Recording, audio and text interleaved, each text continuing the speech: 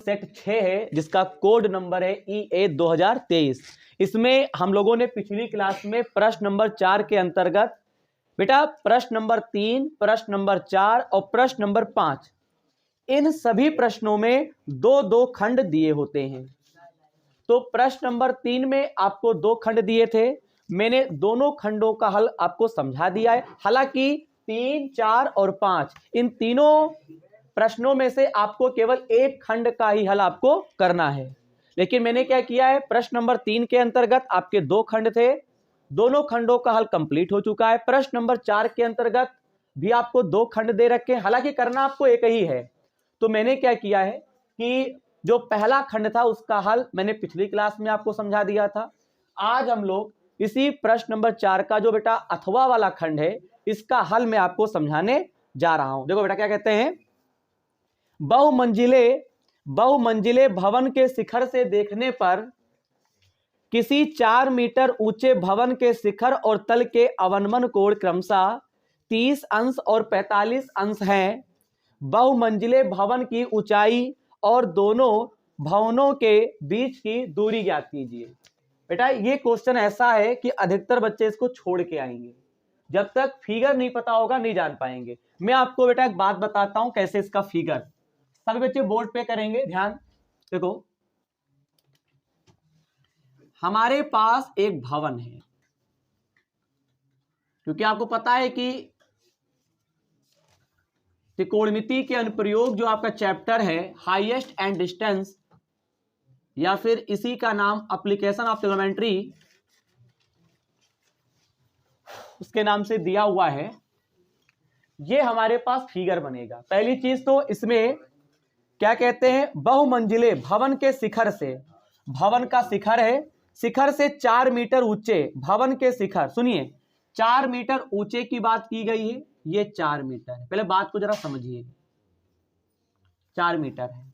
और फिर हमसे क्या कहते हैं, शिखर और तल के अवनमन कोण 30 अंश और 45 अंश है। शिखर मतलब कि भवन का भी शिखर हो, उसका तो शिखर है ही है। तो सुनिएगा, यहां से यहां तक ये आपको 45 अंश का एंगल दे रखे हैं, ये आपको 30 अंश का एंगल दे रखे हैं। और अवनमन कोण की अगर बात कीजिएगा, ये अवनमन कोण आपको दे रखे हैं, ये आपको 45 अंश दे रखा है, ये आपको 30 अंश दे रखा है। और जब ये 45 है, सुनिए अवनमन कोण जितना होता है उतना ही आपका उन्नयन कोण होता है। जब ये आपका 45 अंश दे रखे हैं, ये 45 होगा। जब ये आपको 30 अंश दे रखे हैं तो ये भी आपका क्या हो जाएगा, 30 अंश हो जाएगा।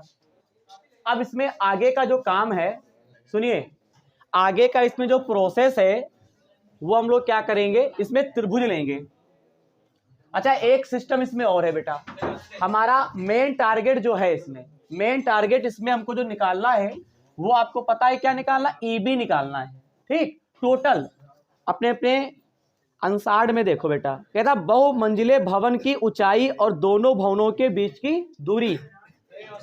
तो यहां पे ऊंचाई की अगर हम बात करते हैं, टोटल ऊंचाई कितनी होगी बताओ।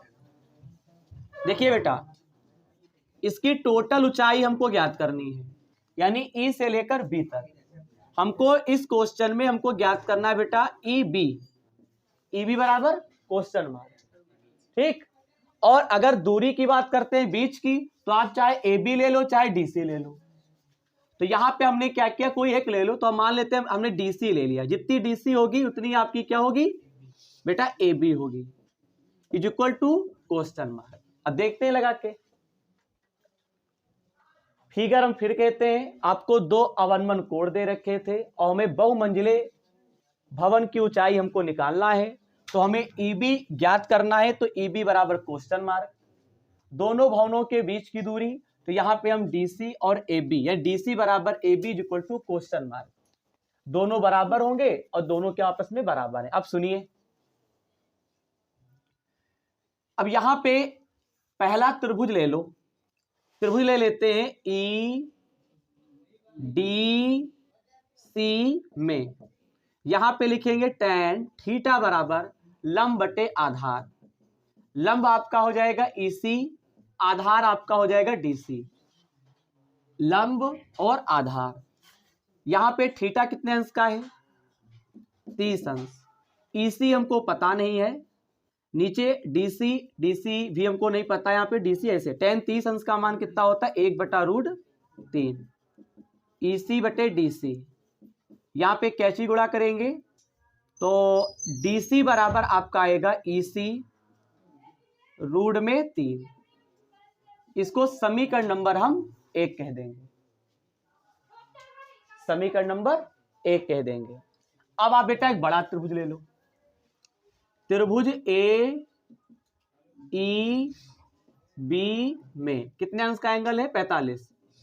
तो पहले सूत्र tan थीटा लंब बटे आधार, तो लंब कितना है आपका? ई बी, आधार कितना है? A B. थीटा के स्थान पे क्या लिखोगे? 45 अंश।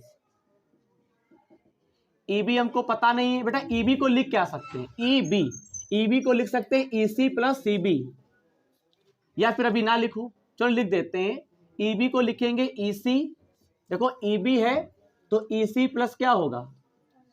सीबी, और नीचे क्या लिख देंगे? एबी। tan 45 अंश का मान कितना होता है? 1। यहां पे ईसी, सीबी के स्थान पे क्या लिखोगे? 4। नीचे आपका एबी हो जाएगा, AB 1 कम AB बराबर आपका आ जाएगा EC प्लस का 4। हमको EC फाइंड करना है, और जब तक EC आएगा नहीं तब तक लगेगा नहीं।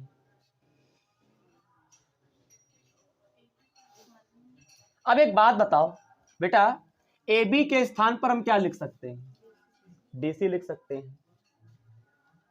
तो AB के स्थान पे बेटा हम DC लिख सकते हैं, ठीक। तो AB के स्थान पे DC जब आप लिखोगे तो DC लिख देंगे, और ये आपका बेटा क्या हो गया? EC plus 4। बेटा DC के स्थान पर क्या लिख सकते हैं? EC √3 बराबर EC प्लस का 4। यहां पे क्या करने वाले हैं? EC √3, EC को इधर लेकर आओगे माइनस का, और बराबर में 4। इन दोनों में कॉमन आपका है EC, अंदर √3 - 1 बराबर 4। EC का बेटा मान निकाल लो, क्योंकि हमको EB फाइंड करना है, तो EC जब पता हो जाएगा तो जो आएगा उसमें 4 जोड़ देंगे। EC बराबर एक फार्मूला होता है 4/√3 - 1 होता है, ये नीचे चला जाएगा। इसमें अपनी तरफ से परमेयकरण करेंगे। √3 + 1, परमेयकरण का मतलब होता है नीचे माइनस है, इसका अपोजिट करो। √3 + 1, √3 + 1, EC 4 ऊपर रहेगा बेटा, एक बार जुड़ा हुआ है एक बार घटा हुआ है, ये आपका फार्मूला हो जाएगा। √3 का स्क्वायर 1 का स्क्वायर, तो 4 ब्रैकेट में √3 + 1। बेटा 3 के ऊपर रूट है और उसके ऊपर स्क्वायर लगा हुआ है, तो किसी संख्या के ऊपर अगर रूट होता है और उसके ऊपर पावर 2 होती है तो पावर और रूट बेटा आपका हट जाता है, तो केवल आपका बेटा बनेगा 3 और माइनस का 1 कर देंगे, घटाओ तो कितना बचेगा? 2। यहां पे लिखेंगे √3 + 1, नीचे 2, 2 1 कम 2, यहां पे क्या लिखेंगे? 2 दूनी 4 लिखेंगे। तो EC = आपका आएगा 2 ब्रैकेट में √3 + 1। अभी आंसर नहीं आया है, हमको EB फाइंड करना है बेटा। EB कहां से कहां? यहां से यहां तक। अब बताओ EB बराबर हम क्या लिख सकते हैं? EB बराबर लिखेंगे EC प्लस, ये 6 नंबर में क्वेश्चन है, रिपीट हो सकता है, CB। EC का मान कितना है? 2 √3 + 1। CB का मान कितना है? यहां पे प्लस का 4 कर देंगे, तो EB = 2 की गुणा करोगे 2 √3, 2 1 कम 2 प्लस का 4, 4 और 2 कितने होते हैं? 6। मेरे बच्चे 4 और 2 कितने होते हैं? 6।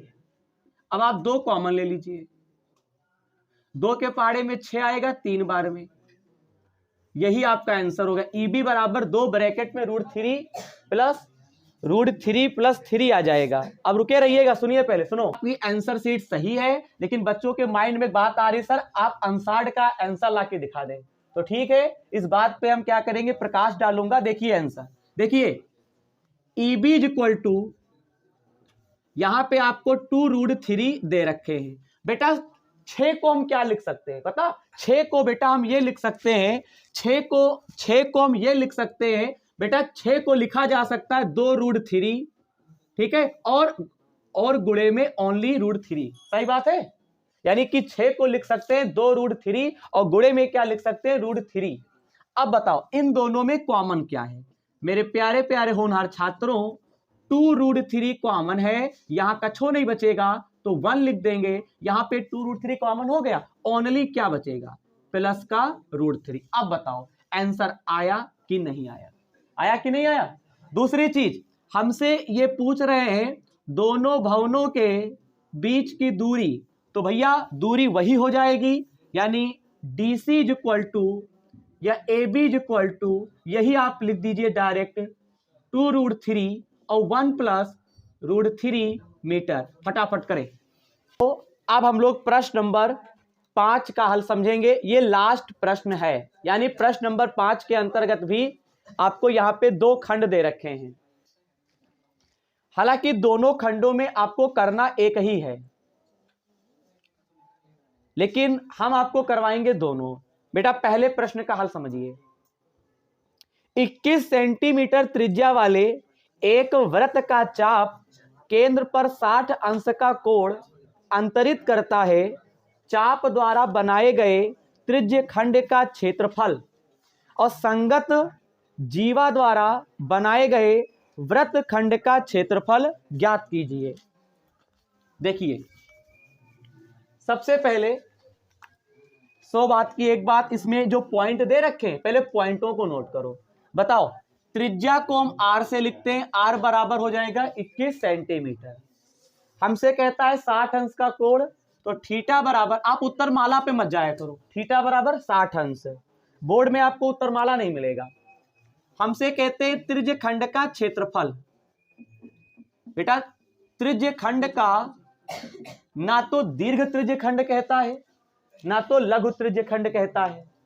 जब कोई ना तो लघु का जिक्र करे ना तो दीर्घ का करे, तो ऐसी स्थिति में πr² थीटा बटे 360, आपको यह फार्मूला अप्लाई कर देना है।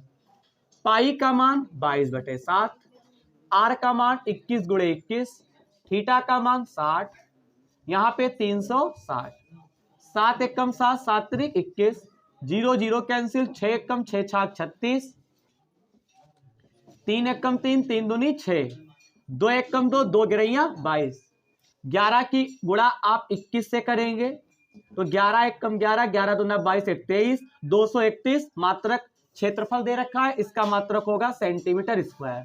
रुक जाइए, अब हमसे पता है क्या कहते हैं, अभी आपका कंप्लीट नहीं है। वृत्त खंड का क्षेत्रफल, बच्चे वृत्त खंड का क्षेत्रफल, मुझे लगता है ना कि वृत्त खंड के क्षेत्रफल का जो सूत्र होता है वो आपका होता है πr²। सुनिएगा πr² और माइनस का यहां पे, हाँ πr² थीटा बटे 360 माइनस 1/2 r² साइन थीटा। ठीक, यही तो होता है फार्मूला, πr² थीटा बटे 360 माइनस 1/2 r² साइन थीटा। आप मान इसमें रखो, क्योंकि बताएं ना तो आपसे लघु वृत्त खंड कहता है ना तो आपसे दीर्घ वृत्त खंड कहता है, और जब कुछ नहीं कहता है तो आपको यही फार्मूला अप्लाई करना है। देखिए इसमें मान रखो, हम पूरा नहीं हल कर पाएंगे, हम डायरेक्ट करेंगे। पहली चीज तो एक बात बताओ, इस पूरे को हल करने पर कितना आया है, 231। यहां पे 1/2, आर का मान 21 × 21, यहां पे थीटा के स्थान पे साइन 60, 21 एक संख्या आपका होता है 441, नीचे 2 कर दो। साइन 60 अंश का मान होता है √3/2, यहां पे गुणा करेंगे 2, यहां पे 441, यहां पे आपका √3 और यहां पे 2 दूनी 4। आप इतना ही छोड़ दीजिए, फटाफट करिए। आज का यहां पे अथवा वाला, रुकिए पहले हम सवाल पढ़ें। 32 सेंटीमीटर ऊंचाई और 18 सेंटीमीटर आधार त्रिज्या वाली एक बेलनाकार बाल्टी रेत से भरी हुई है। इस बाल्टी को भूमि पर खाली किया जाता है और इस रेत से एक शंक्वाकार ढेरी बनाई जाती है।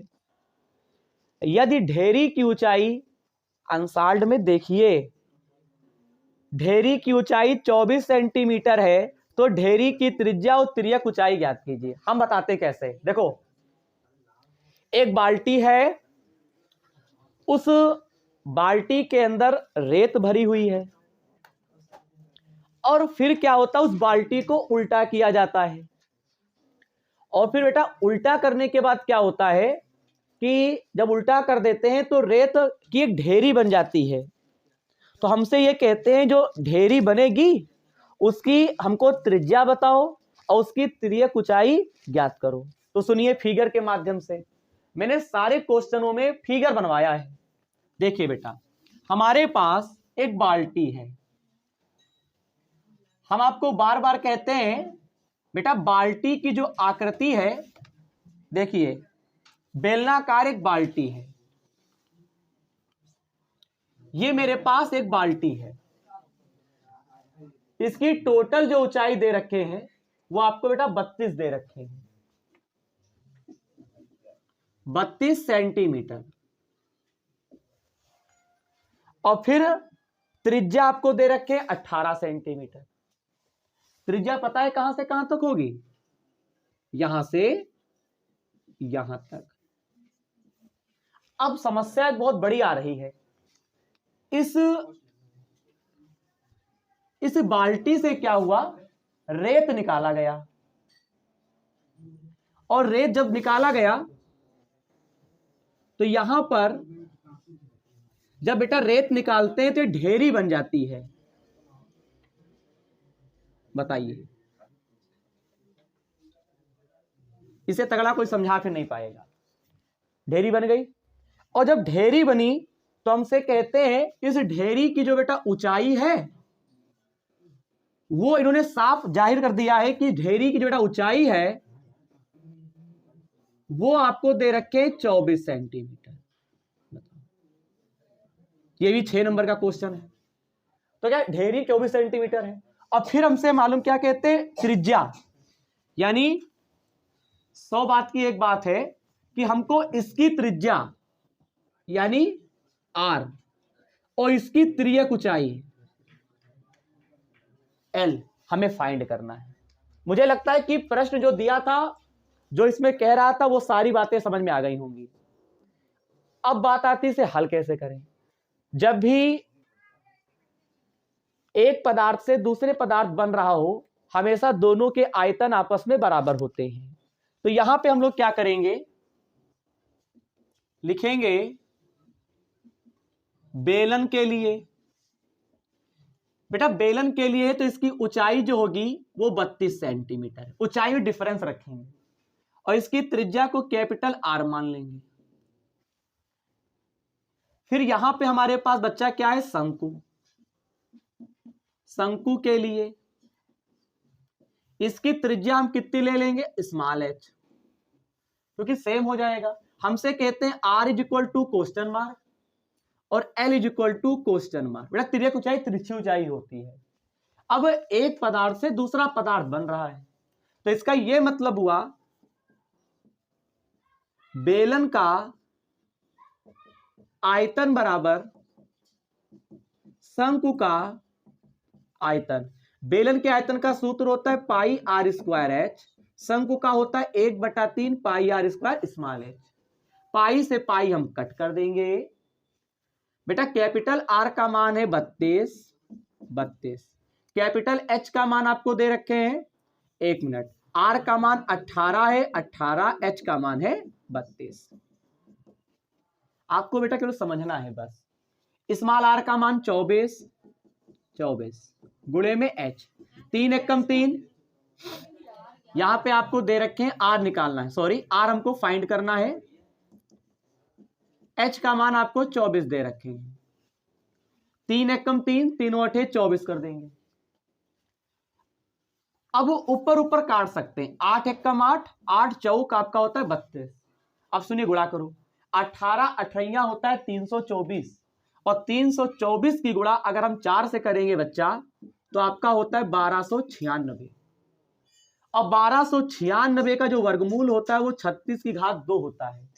जिस प्रकार से 16 को 4 की घात 2 लिख सकते हैं, 144 को 12 की घात 2 लिख सकते हैं, 576 को 24 की घात 2 लिख सकते हैं, 676 को 26 की घात 2 लिख सकते हैं। इसी प्रकार से 1296 को 36 की घात 2 लिखा जा सकता है। पावर हटेगा, r बराबर 36 सेंटीमीटर, यानी हम कह सकते हैं हमको त्रिज्या पता चल गई 36। बेटा अभी लगा नहीं है, अब हमको l का मान ज्ञात करना है। l स्क्वायर बराबर सूत्र होता है h square plus r square.